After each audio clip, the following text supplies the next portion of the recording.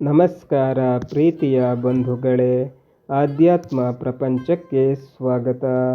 ಭಗವದ್ಗೀತೆ ಅಧ್ಯಾಯ 3 ಕರ್ಮಯೋಗ ಶ್ಲೋಕ 10. ಸಹಯಜ್ಞ ಪ್ರಜಾಸೃಷ್ಟ್ವ ಪುರೋವಾಚ ಪ್ರಜಾಪತಿ ಅನೇನ ಪ್ರಸವಿಷ್ಯದ್ವಮೇಶವೋ ಸ್ವಿಷ್ಟ ಕಾಮಧುಕ್. ಹಿಂದೆ ಪ್ರಜಾಪತಿ ಭಗವಂತನ ಪೂಜಾರೂಪವಾದ ಕರ್ಮದ ಜೊತೆಗೆ ಮಾನವರನ್ನು ಹುಟ್ಟಿಸಿ ಹೀಗೆ ಹೇಳಿದನು: ಇದರಿಂದ ಬೆಳವಣಿಗೆ ಹೊಂದಿ, ಇದು ನಿಮ್ಮ ಬಯಕೆಯನ್ನು ಈಡೇರಿಸಲಿ. ಹಿಂದೆ ಚತುರ್ಮುಖ ಚಿಂತನಶೀಲ ಮಾನವರನ್ನು ಸೃಷ್ಟಿ ಮಾಡಿ ಅವರಿಗಾಗಿ ಅವರು ಆಚರಿಸಬೇಕಾದ ಯಜ್ಞವನ್ನು ಸೃಷ್ಟಿ ಮಾಡಿದ ಹಾಗೂ ಹೇಳಿದ, ಈ ಪೂಜಾ ವಿಧಾನದಿಂದ ಬೇಕಾದ್ದನ್ನು ಪಡೆಯಿರಿ, ಇದು ನೀವು ಬಯಸಿದ ಅಭೀಷ್ಟವನ್ನು ಕೊಡುವ ಕಾಮಧೇನು ಎಂದು. ಹಿಂದೆ ಹೇಳಿದಂತೆ ಯಜ್ಞ ಎಂದರೆ ದೇವರನ್ನು ಉಪಾಸನೆ ಮಾಡುವ ವಿಧಾನ. ದಾನ ಹಾಗೂ ಸಂಗತೀಕರಣ ಕೂಡ ಯಜ್ಞ. ಇಲ್ಲಿ ದಾನ ಎನ್ನುವುದಕ್ಕೆ ವಿಶೇಷ ಅರ್ಥವಿದೆ. ತನ್ನಲ್ಲಿ ಬೇಕಾದಷ್ಟು ಇದ್ದು ತನಗೆ ಬೇಡವಾದದ್ದನ್ನು ಇನ್ನೊಬ್ಬನಿಗೆ ಕೊಡುವುದು ದಾನವಲ್ಲ. ತನ್ನಲ್ಲಿ 2 ಹೊತ್ತಿನ ಊಟವಿದ್ದು ಇನ್ನೊಬ್ಬನಲ್ಲಿ 1 ಹೊತ್ತಿನ ಊಟ ಕೂಡ ಇಲ್ಲದಿದ್ದಾಗ ಅವನಿಗೆ ತನ್ನಲ್ಲಿರುವ ಊಟವನ್ನು ಕೊಟ್ಟು ಹಂಚಿ ತಿನ್ನುವುದು ನಿಜವಾದ ದಾನ. ಇನ್ನೊಬ್ಬರ ಕಷ್ಟದಲ್ಲಿ ಕರಗುವುದು ನಿಜವಾದ ದಾನ. ಇನ್ನು ಸಂಗತೀಕರಣ ಎಂದರೆ ಜ್ಞಾನಾರ್ಜನೆಗಾಗಿ ಒಂದು ಕಡೆ ಕಲೆಯುವುದು. ಪ್ರವಚನ ಒಂದು ಸಂಗತೀಕರಣ. ಶ್ಲೋಕ 11. ದೇವಾನ್ ಭಾವಯತಾನೇನ ತೇ ದೇವಾ ಭಾವಯಂತು ವಃ ಪರಸ್ಪರಂ ಭಾವಯಂತಹ ಶ್ರೇಯಃ ಪರಮವಾಪ್ಸ್ಯಥ. ಇದರಿಂದ ದೇವತೆಗಳಿಗೆ ನೆರವಾಗಿ, ಆ ದೇವತೆಗಳು ನಿಮಗೆ ನೆರವಾಗಲಿ. ಒಬ್ಬರಿಗೊಬ್ಬರು ನೆರವಾಗುತ್ತಾ ಹಿರಿಯ ಹಿತವನ್ನು ಪಡೆಯಿರಿ. ಈ ರೀತಿ ಯಜ್ಞದ ಸೃಷ್ಟಿ ಮಾಡಿದ ಚತುರ್ಮುಖ ಹೇಳಿದನಂತೆ, ಯಜ್ಞಗಳ ಮೂಲಕ ನೀವು ದೇವತೆಗಳಿಗೆ ನೆರವಾಗಿ ಹಾಗೂ ಅವರು ನಿಮ್ಮ ಅಭೀಷ್ಟವನ್ನು ಪೂರೈಸಲಿ ಎಂದು. ಹೀಗೆ ಒಬ್ಬರಿಗೊಬ್ಬರು ನೆರವಾಗುತ್ತಾ ಹಿರಿಯ ಹಿತವನ್ನು ಪಡೆಯಿರಿ ಎಂದನಂತೆ. ನಾವು ನಮಗೆ ಬೇಕಾದುದನ್ನು ನಾವೇ ಸೃಷ್ಟಿಸಿಕೊಳ್ಳುತ್ತೇವೆ ಎನ್ನುವುದು ನಮ್ಮ ಭ್ರಮೆ. ನಾವು ಬಿತ್ತಿ ಬೆಳೆಯಬೇಕು ಎಂದರೆ ಪ್ರಕೃತಿಯಲ್ಲಿ ವಾತಾವರಣ ವೈಪರೀತ್ಯ ಆಗಬಾರದು. ಇಲ್ಲದಿದ್ದರೆ ನಮಗೆ ಏನನ್ನೂ ಬೆಳೆಯಲು ಸಾಧ್ಯವಿಲ್ಲ. ಪ್ರತಿಯೊಂದು ಕ್ರಿಯೆಯ ಹಿಂದೆ ಅನೇಕ ದೇವತಾ ಶಕ್ತಿಗಳು ಕಾರ್ಯ ನಿರ್ವಹಿಸುತ್ತಿರುತ್ತವೆ. ನಮ್ಮ ಪ್ರತಿಯೊಂದು ಅಂಗಾಂಗಗಳಿಗೂ ಒಬ್ಬ ಅಭಿಮಾನಿ ದೇವತೆ ಇದ್ದಾನೆ. ಆ ಶಕ್ತಿ ಕೆಲಸ ಮಾಡದೇ ಇದ್ದರೆ ನಾವು ಏನನ್ನೂ ಮಾಡಲು ಸಾಧ್ಯವಿಲ್ಲ.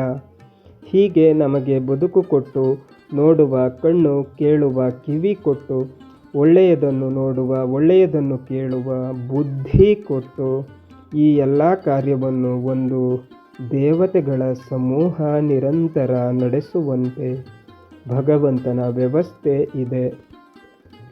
ಹೀಗಿರುವಾಗ ನಾವು ಇಂತಹ ದೇವತಾ ಶಕ್ತಿಗಳಿಗೆ ಕೃತಜ್ಞತೆಯನ್ನು ಸಲ್ಲಿಸಬೇಕು. ಹೀಗೆ ಒಬ್ಬರಿಗೊಬ್ಬರು ನೆರವಾದಾಗ ನಾವು ಹಿತವನ್ನು ಕಾಣಲು ಸಾಧ್ಯ. ಸಾಮಾನ್ಯವಾಗಿ ಅಗ್ನಿಮುಖದಲ್ಲಿ ಮಾಡುವ ಪೂಜೆಯನ್ನು ಯಜ್ಞ ಎನ್ನುವುದು ವಾಡಿಕೆ. ದೇವರ ಪೂಜೆಯಲ್ಲಿ ಅಗ್ನಿ ಅತ್ಯಂತ ಮುಖ್ಯ ಪ್ರತೀಕ. ಏಕೆಂದರೆ ಅಗ್ನಿ ಅತ್ಯಂತ ಶುದ್ಧ. ಅಗ್ನಿಗೆ ಏನನ್ನು ಹಾಕಿದರೂ ಅದು ಶುದ್ಧವಾಗುತ್ತದೆ.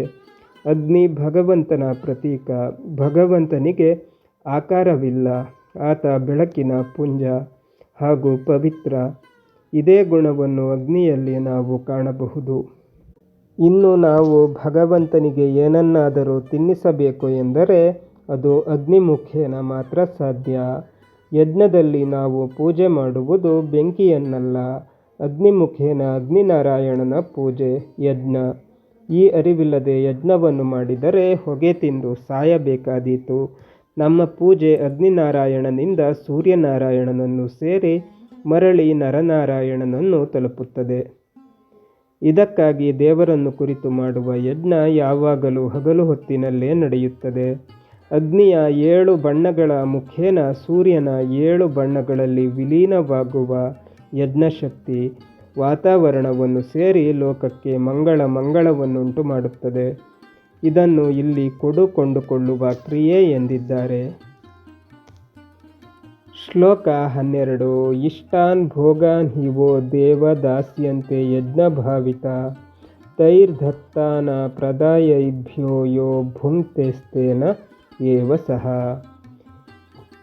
ಇಂಥ ಯಜ್ಞದಿಂದ ಬಲಗೊಂಡ ದೇವತೆಗಳು ನೀವು ಬಯಸಿದ ಬಯಕೆಗಳನ್ನು ಈಡೇರಿಸುತ್ತಾರೆ. ಅವರು ನೀಡಿದ್ದನ್ನು ಅವರಿಗೆ ನೀಡದೆ ತಿನ್ನುವವನು ಕಳ್ಳನೇ ಸರಿ. ನಮಗೆ ಏನು ಬೇಕೋ ಅದನ್ನು ಈ ಪ್ರಕೃತಿ ಕೊಡುತ್ತದೆ. ಹಾಗಿರುವಾಗ ಅದನ್ನು ಉಪಯೋಗಿಸುವ ನಮಗೆ ಕೃತಜ್ಞತೆ ಬೇಕು. ಅದನ್ನು ಬಿಟ್ಟು ಇದು ನನ್ನದು ಎಂದು ಅಹಂಕಾರ ತೋರಿದರೆ ಉದ್ಧಾರವಿಲ್ಲ. ಪ್ರಕೃತಿ ಕೊಟ್ಟಿದ್ದನ್ನು ಕೃತಜ್ಞತೆ ಸಲ್ಲಿಸದೆ ಪಡೆದುಕೊಂಡು ಇದು ನನ್ನದು ಎನ್ನುವವನು ಕಳ್ಳನೇ ಸರಿ. ಶ್ಲೋಕ 13. ಯಜ್ಞಶಿಷ್ಟಾಸಿನಃ ಸಂತೋ ಮುಚ್ಯಂತೆ ಸರ್ವಕಿಲ್ಬಿಷೈ ಭುಂಜತೆ ತೇ ತ್ವಘಂ ಪಾಪಾಯೇ ಪಚಂತ್ಯಾತ್ಮಕಾರಣಾತ್. ದೇವತೆಗಳಿಗೆ ಸಲ್ಲಿಸಿ ಉಳಿದಿದ್ದನ್ನು ಉಣ್ಣುವ ಸಜ್ಜನರು ಎಲ್ಲ ಪಾಪಗಳಿಂದ ಪಾರಾಗುತ್ತಾರೆ. ತಮಗಾಗಿ ಅನ್ನ ಬೇಯಿಸುವವರು ತಮ್ಮ ಪಾಪವನ್ನೇ ತಾವು ತಿನ್ನುತ್ತಾರೆ. ಯಾರು ಪಡೆದದ್ದನ್ನು ಭಗವದರ್ಪಣೆ ಮಾಡಿ ಅದನ್ನು ಭಗವಂತನ ಪ್ರಸಾದವೆಂದು ಸ್ವೀಕರಿಸುತ್ತಾರೆ ಅವರು ಬದುಕಿನ ಎಲ್ಲ ಕೊಳೆಗಳಿಂದ ಬಿಡುಗಡೆಗೊಂಡು ಸ್ವಚ್ಛ ಬದುಕನ್ನು ಬಾಳುತ್ತಾರೆ. ಯಾರ ಮನೆಯಲ್ಲಿ ತಮಗೋಸ್ಕರ ಅನ್ನ ಬೇಯುತ್ತದೋ ಅವನು ತಿನ್ನುವುದು ಅನ್ನವನ್ನಲ್ಲ, ಪಾಪವನ್ನು. ನಮಗೆ ಈ ಆಹಾರವನ್ನು ಕೊಟ್ಟವನು ಆ ಭಗವಂತ. ಅವನಿಗೆ ನಾವು ಮೊದಲು ಕೃತಜ್ಞತೆಯನ್ನು ತೋರಬೇಕು. ಅದನ್ನು ಬಿಟ್ಟು ಇದು ನನ್ನ ಸಂಪಾದನೆ, ನಾನ್ಯಾಕೆ ಇದನ್ನು ಇನ್ನೊಬ್ಬರಿಗೆ ಹಂಚಬೇಕು ಎನ್ನುವ ಭಾವನೆಯನ್ನು ಬೆಳೆಸಿಕೊಂಡರೆ ನಾವು ನಮ್ಮ ಪಾಪದ ಗಂಟನ್ನು ಬೆಳೆಸಿಕೊಳ್ಳುತ್ತೇವೆ. ಸೃಷ್ಟಿಯ ಉದ್ದೇಶದಂತೆ ನಡೆದುಕೊಳ್ಳದೇ ಇದ್ದರೆ ನಾವು ಗಳಿಸಿದ್ದು ಸಹ ನಮಗೆ ದಕ್ಕುವುದಿಲ್ಲ. ಬಂಧುಗಳೇ, ಭಗವದ್ಗೀತೆ ಮುಂದುವರಿಯುತ್ತದೆ. ಅಲ್ಲಿಯ ತನಕ ನಮ್ಮ ಚಾನಲನ್ನು ನೋಡ್ತಾ ಇರಿ. ಎಲ್ಲ ವಿಡಿಯೋಗಳನ್ನು ನೋಡಿ ಶೇರ್ ಮಾಡಿ, ಲೈಕ್ಸ್ ಕಮೆಂಟ್ ಮಾಡಿ. ಹಾಗೆ ಹೊಸಬರಾಗಿದ್ದರೆ ನಮ್ಮ ಚಾನಲನ್ನು ಸಬ್ಸ್ಕ್ರೈಬ್ ಮಾಡಿಕೊಳ್ಳಿ.